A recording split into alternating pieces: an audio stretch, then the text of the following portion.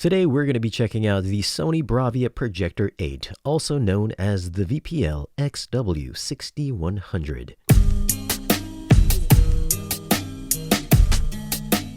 Before we get into the specs, if you'd like to grab this projector or anything I've mentioned in this video, you can find links down below in this video's description to today's channel partner, Value Electronics. And a thank you to Sony for sending this to me for review. Now physically this does look like the previous generation, with of course improvements in image quality. Specs wise, it measures 18 inches wide by 9 inches in height by 20 inches in depth, and it weighs 31 pounds. On the left side you'll find a LAN input, 2 HDMI 2.1 ins, a trigger input, IR-in, RS-232, and a USB input. The navigation and power button is also located on the side as well.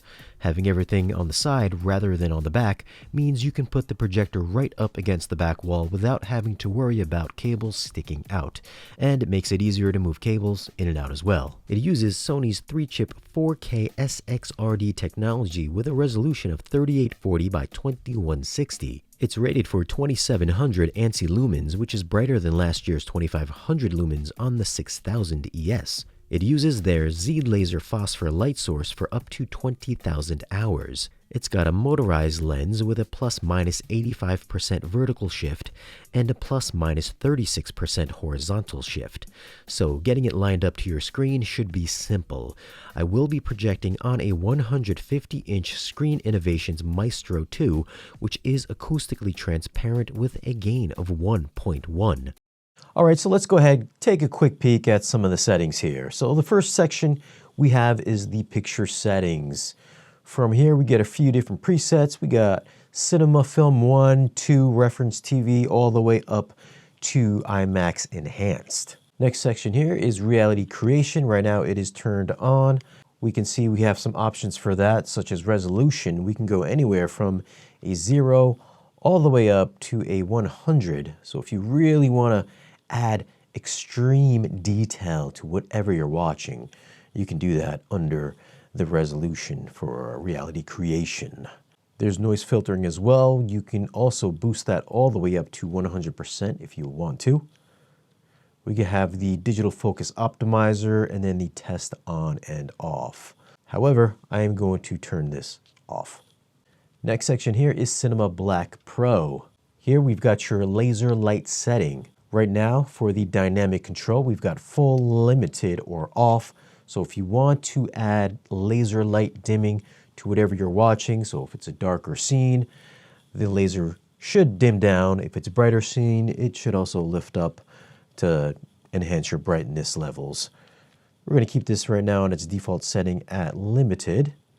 And then also for laser output, you can go down to a 1 all the way up to a 100. So right now I've got it at 50%, but we can go all the way up to a 100 and then max it all out.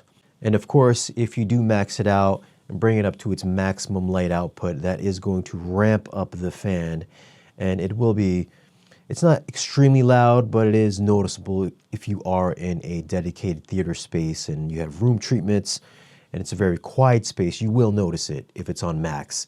It's not as loud as my JVC NZ8. I'm going to say it's probably about 20% quieter than the NZ8, but I think around 75-80 is a pretty nice spot for a really nice output, nice bright picture, but also keeping the projector quiet as well. Then the next section here is the dynamic enhancer. We've got a few different options. We've got off.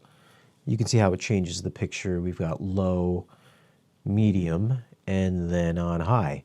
Obviously, the higher you go up, the brighter the image gets, but then you will start clipping some highlight detail. For me, I do like to keep this on low because I feel that it does give the image just a little bit more pop to it without really clipping any highlight detail or crushing any shadow detail. Of course, depending on what you're watching, you might want to mess around with that to taste. And if you are playing HDR material, this menu will pop up, which is the HDR tone mapping. So there are a few different options here. We've got off, mode 3, mode 2, and then mode 1. We'll come back and take a look at this later. Next option is motion flow. We've got true cinema, smooth low, and then smooth high, and then off. So if you do want to get that smoother motion or smoother soap opera effect, you can do that under motion flow. And then we do have sliders for contrast, brightness, color, hue, color temp, and then sharpness. Under expert settings, we've got noise reduction on off, smooth gradation on low, middle, and then high. I'm going to go ahead and turn that off. Gamma correction, color correction, HDR. We've got auto for HDR10 HLG, or we can switch this over to HDR reference HLG. You can manually select HDR10, HDR reference HLG, or turn it off altogether. Next option here is color space. Right now, since we are watching 4K HDR material, if we go ahead, select into that, we have your different options here if you do want to calibrate this image. And again, full disclaimer, I'm not a professional calibrator. I am an enthusiast, just like a lot of you guys, so I do not have the proper tools to calibrate this projector. So what I will be using here is just the regular presets, and then just a couple tweaks here and there, just to try to get the image as good as possible. And then the last option in this section here is the input lag reduction, which you can turn on or off. So if you are a video gamer and you want to drop down the input lag, you would do that from this section there. Next category is the screen options. Here we've got picture position. We've got a few different presets here. So if you want to put this into memory, you've got 5 spots to do so. Next up is aspect ratio control. We've got normal, vertical stretch, and then squeeze. So if you do have this attached to an anamorphic lens, you can manually adjust the aspect ratio here for that specific lens. And then we've got blanking. Next category here is the setup. From here we've got your status, language, menu, position, high altitude mode. You can turn this on or off. So if you want to ramp up the fan, if you are in a high altitude area, you can change that there. Remote start on off, network management, web UI control on off, and then power savings on or off. And then you can reset all those settings there.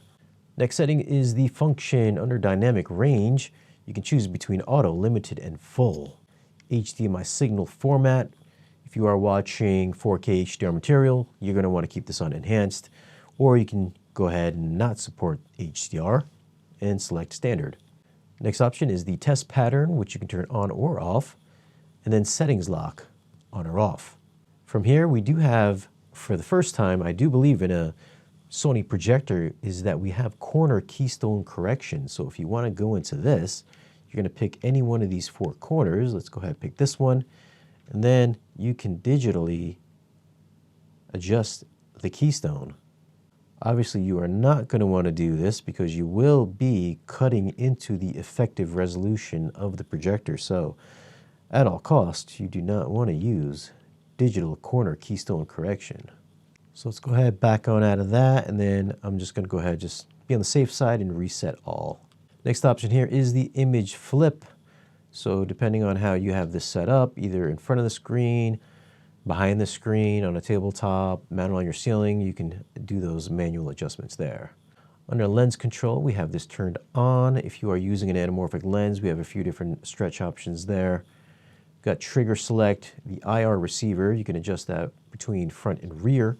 And then for panel adjustment, you can go ahead and adjust this here. So let's go ahead and just select panel adjustment. So if you're noticing any kind of color fringing or any kind of bleeding, you can go ahead and adjust this here in this section. And then reset all. And then here we've got your network settings. And then here we have got the information. We've got the model name, serial number, and then the format that is being input into the projector itself. And that is it for the settings. I think the biggest upgrade to this new generation of Sony projectors is going to be the dynamic tone mapping. The older models, I believe, just had an HDR slider, which locked it in at whatever setting you chose and it stayed there. This one is more in line with what a JVC would do by implementing frame-by-frame tone mapping. And to test that out, we are here once again with the horses from the Spears and Munsell disc. I've got the tone mapping turned off and the projector is on full brightness. You can kind of tell that there's trees in the background, but all of the detail in the foreground is all but clipped away. Putting it into mode 3, you can clearly see that there's hoof prints in the foreground with trees and mountains in the background. The horses also have plenty of shadow detail as well. Moving up to mode 2, We get a bit more black detail in the horses, but we're now sacrificing highlight detail in the whites. And then moving up to mode 1, we're getting max black detail in the horses while clipping out all the highlights. So for something as bright as this, I find that mode 3 is the preferred choice. Mode 3 is preserving the most bright detail without clipping, while mode 1 is giving us more shadow detail but clipping the brights. And mode 2 is right in the middle. For as long as I've had this projector, I've kept it on mode 1 for about 95% of the time. There are some movies that have a low picture brightness, which I find mode 2 or 3 would come in handy to brighten up the image. If you want to add a touch more pop to the image and you find the image a little flat, turning on the dynamic HDR enhancer can boost up the contrast just a little or a lot. And again, with the higher setting, you'll start clipping the whites. For most of my watching, I did keep it on low with the HDR tone mapping set to mode 3. Now to test this out with how this looks on different nit levels, 600, 1000, and 2000 nits look mostly the same with slight differences in brightness, and at 4000 and 10,000, which did look the same, it did struggle a little bit. Another thing I wanted to check out was the laser dimming. To test that out, I compared it to my JVC NZ8 with dynamic control on mode 1, and on the Sony I tried both full and limited. Both projectors are on full brightness. As you can see, the JVC dims down completely on every fade to black to the point where it looks like the brightness is turned down completely, while the Sony remains pretty constant throughout. And to be fair, mode 1 on the JVC is really aggressive and I personally don't use it, so I typically would stick to mode 2 or 3, which is more in line with what the Sony does. You can also tell that the black levels are a touch deeper on the JVC. I did lower the laser output to 50% and to 60% on the Sony to see if that would get it closer to the JVC, but the JVC was always just a little darker. However, the Sony was noticeably brighter with both projectors maxed out on full brightness. The JVC is 2500 lumens while the Sony is 2700. Now the blacks do appear to be slightly more raised in this video on the Sony, but in person they really do look very, very close to one another. If you didn't tell me what I was looking at, I'd likely say that the Sony was a JVC. One area where I've always thought the Sony was best at was with how sharp and detailed they are. Here I've got a close-up of Clive Owens, and it's really easy to see how much cleaner and crisper the Sony is over the JVC. I've got sharpness turned down to the minimum on both. No reality creation on the Sony and no 8K upscaling on the JVC. Now, don't get me wrong, the JVC still looks amazing. It's just that next to the Sony, it does look softer. And I've always thought this with every JVC and Sony model that I've owned. It's always the same, and it's the same here. Sony wins. Now, if you want to clean up the image even more, you can add a little reality creation. The higher that you go up, the more that it starts to look over-sharpened. I normally don't use this feature, but with some lower quality sources like TV shows or movies on streaming, reality creation can clean things up a bit if you use it sparingly. Another huge thing that I was really happy to see Sony fix was the need to not use smooth gradation. On every previous Sony model that I've had, they've always had noticeable posterization or color banding. Here's the 6100 versus the 7000, which was the high-end model from last generation. The 6100 has much smoother color transitions from dark purple to light purple, whereas on the 7000, you can see each step of each color as it changes from dark to light. So now that there's no need to use smooth gradation, this really brings things right up there with the JVC once again. I feel like the gap between these two brands are now smaller than ever. Sony finally has proper tone mapping for excellent HDR performance, for not only preserving highlight details while still keeping the image bright, but black levels I felt were nearly as good as my JVC. It was sharper and resolved fine detail cleaner, and the color banding is gone at last. With all of these great improvements, I'd be totally willing to move away from my JVC. But all of these great improvements came with a cost. It might not affect you, but for all of the 3D fans out there, Sony has officially killed 3D support from all of these new projectors, which means that I sadly can't own one for myself. If 3D doesn't mean anything to you, then I do think the Sony Bravia Projector 8 is truly a worthy successor to the older model and worth an upgrade. It's definitely worth an audition at your local dealer, and if you happen to live in New York and want to check out this projector or the one above it, the Projector 9, the good folks at Value Electronics has them on demo with some fantastic launch deals and bundled discounts with Sony AV receivers or the new Sony Quad, which I reviewed a few months back, which would pair nicely with this projector. The Projector 8 is selling for $1599.99 at the time of this video, so if you do want to pick one up, I will leave a link down below in this video's description to Value Electronics, or just pick up a phone and give them a call and let them know that I sent you. So what are your thoughts on these new Sony projectors? Do you think they're better than last generation, and do you think they're as good as the JVCs?